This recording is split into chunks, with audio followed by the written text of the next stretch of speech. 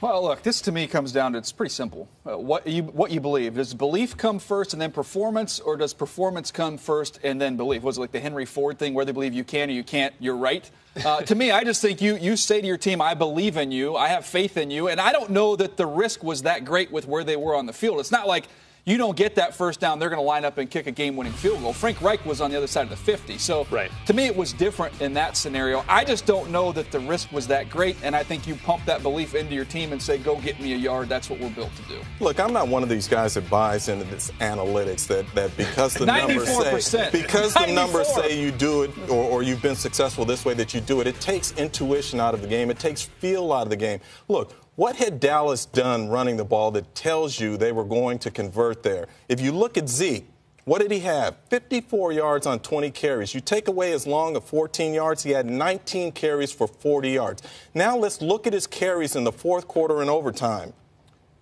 Minus 4 yards, 2 yards, minus 1 yard, 4 yards. 0 yards. Well, maybe just throw it to Dez. Oh, sorry. That's not going to work. Well, and you combine what Ezekiel Elliott had, Rod Smith, too. The previous 7 carries leading up to that 4th and 1, they had 7 total yards. But you don't have to run that play. There are other plays. They're bootlegs. You have a quarterback who could move. You have. What have those plays done to show you that it was going to be successful? We're in an era now where people are taking more risks. Frank Reich did it. Sean McVay did it, which we'll get into on Sunday. Coaches and GMs, too, are wired more to be less conservative than in previous times in football. Jason Garrett, I don't know about intuition. His intuition should be, my owner keeps sending me signals, and he's done this to me in the past, where he said, I like risks. I want you to go for it. He likes victories more than he likes risks. But no, Jeffrey Lurie did this with Doug Peterson last year. He said, I like it when you go for it on 4th down. I will not be mad at you when you do. And Doug Peterson, responded admirably. If I'm Jason Garrett, just knowing that my owner keeps saying I want risks, I'm taking risks. Mike, we all know Jerry Jones. Jerry Jones says one thing at times and does another. So if I'm Jason Garrett, I'm not buying that. I think Jerry Jones has made his career, which has been highly successful, on that premise in business and in football. I think Jerry Jones likes people with some guts. And Jason Garrett is coaching like a coach from the 1970s right now. It's time to show some guts. Well, let me ask you this, because we talk about the trust factor. Hey, trust your offensive line that you've developed and you've drafted. Trust some guys. I know Frederick's not there, but still. Do you also trust your defense, though?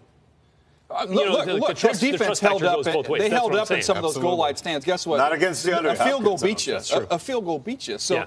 To me, I just think every training camp, Jim, you've been there, every single training camp you go to, everyone I've been a part of, the speech is given by the head coach, hey, there's going to be a time this year where we need to get a yard. We have to be able to get a yard. Let's go. Let's get in our goal line. Let's go fight. Let's go get a yard. And I know 54 yards is low. You needed 1. Give me 1 yard. My friend Barry Switzer got eviscerated in 1995 for going for it on 4th down in his own territory in Philly. They lost the game, but he said, listen, I wanted to show my team I believe in you. And to hear them tell it at the time, they responded and came back and won the Super Bowl, partly because of the faith that he showed. So there is an ancillary benefit to saying, I believe in you. Fear of failure is a pretty incredible thing. No.